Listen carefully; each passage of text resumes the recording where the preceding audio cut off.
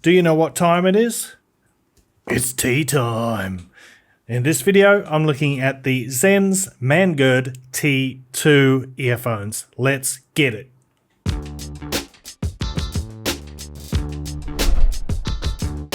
What's cracking, audio fans? It's David here from Prime Audio Reviews. So today we've got the Mangird Tea2. This is a 7-driver hybrid IEM. It's got 1 dynamic driver and 6 balanced armatures, a mixture of Knowles and Sonyan balanced armatures. The price of this unit is $349. And of course, it is the successor to the wildly popular Mangird Tea. Here's a quick look at what you get in the box. You get the earphones, the cable, you get a nice selection of ear tips, including a couple of pairs of foams, and you get a faux leather carrying case and a big old shirt clip. Alright, let's have a closer look at these shells now. This is the Mangird Tea2. They are of course made from a medical grade resin, and they've got this beautiful dark faceplates with opalescent flashes and the Mangird branding in silver there.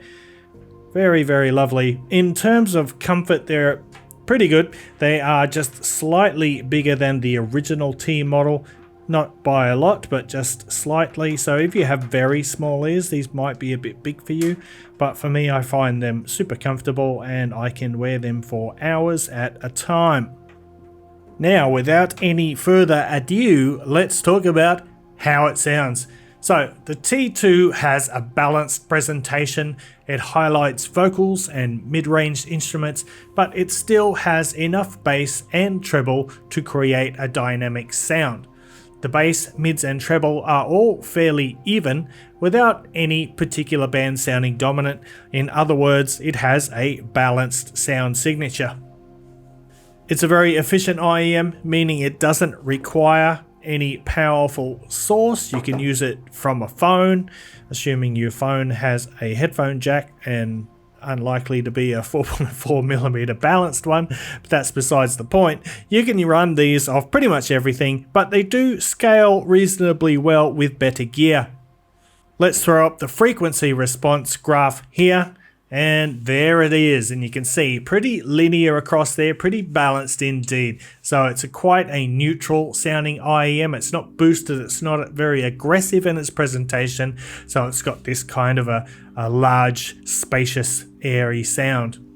In terms of bass, like its predecessor, the Tea2 has a bass that's boosted just north of neutral. It has a slight emphasis on the sub bass, but transitions smoothly into the mid bass. The sub bass rumbles with controlled authority, and it can surprise you with its unexpected low growl. Mid bass notes are punchy and tight, neutral in nature, and speedy in their conveyance. There is excellent bass definition with clean leading edges and fast decays, and there is no signs of bloat or bleeding into the mid-range.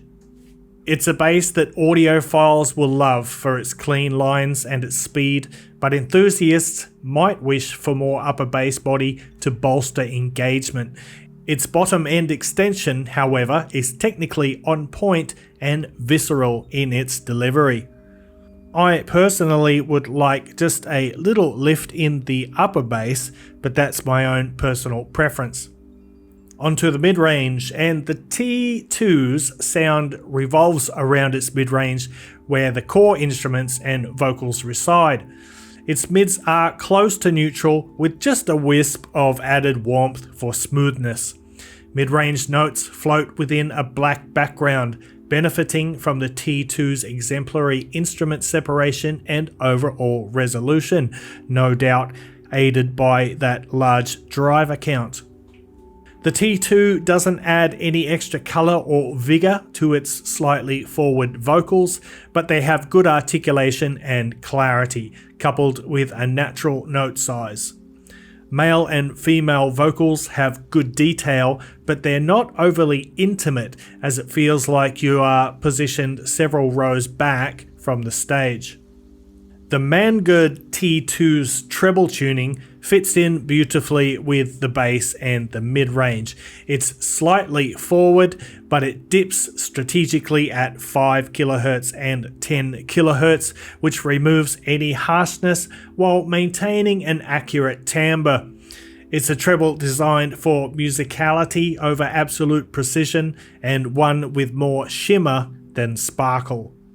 While the focus is on the lower treble, the overall extension is good, adding clarity to the mid-range and providing ample detail throughout the audio spectrum.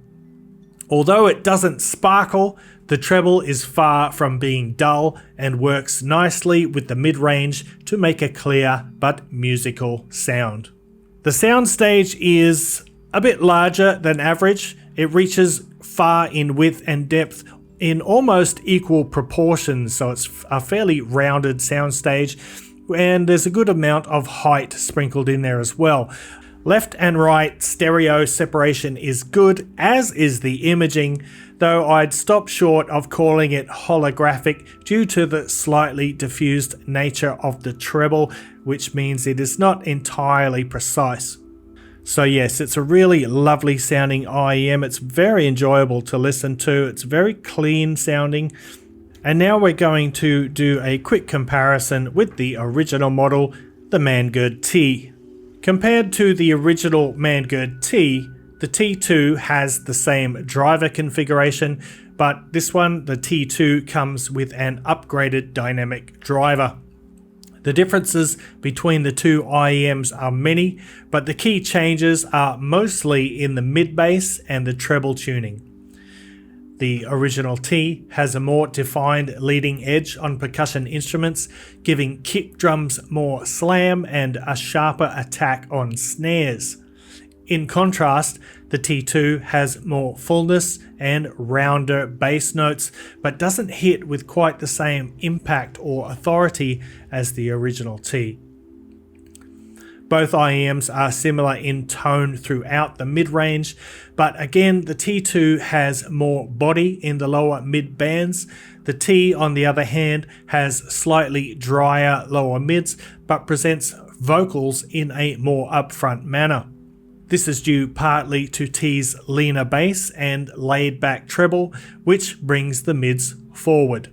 The T has a more severe dip in its lower treble, making it smoother, albeit slightly less detailed. T2's treble, on the other hand, has better extension and more energy, which gives it better detail, although the overall resolution is about the same. In addition, the T2's boosted treble creates a larger soundstage that's more spacious but less intimate than the original model. So guys, that is the Mangird, or I should say the Xenns Mangird Tea2. What do I think about this? I like it a lot. I love this IEM actually. It's really a pleasure to listen to. Like I said, I would prefer personally a bit more forwardness in the upper bass. That's just a personal preference. I think it would be a little bit more engaging for myself personally that way. But having said that, it is a great IEM. I highly recommend it. If you've got the original T already, is it different enough to warrant the purchase of the T2?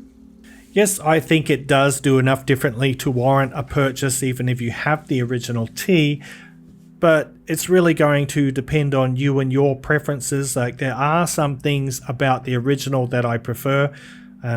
For example, the extra impact, the more physicality of the bass on the original model, whereas I prefer the extra treble energy in the T2 here.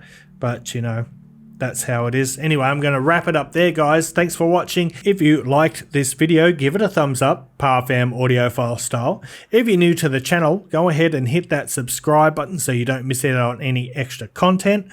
Don't forget, there's a link to the full written review in the description below, along with links to all my social channels. And until next time, I'll see you later.